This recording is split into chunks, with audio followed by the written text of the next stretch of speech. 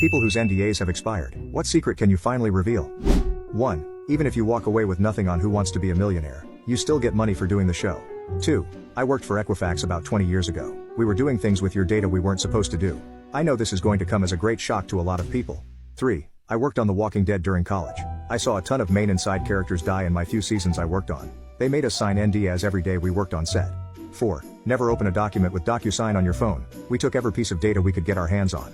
5. I worked for a company that did screen printing and engraving, and one of their biggest clients was the US military. They bought everything from China. They had a person who would cut out the Made in China tags and replace them with Made in USA tags. 6. When I worked for state IT, we weren't supposed to provide details of what hardware was being used or operating systems.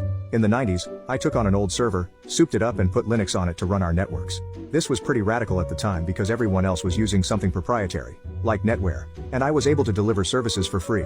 Email and Samba, they were paying out the nose for. The NDA wasn't about security, it was about keeping how much money they were wasting under wraps.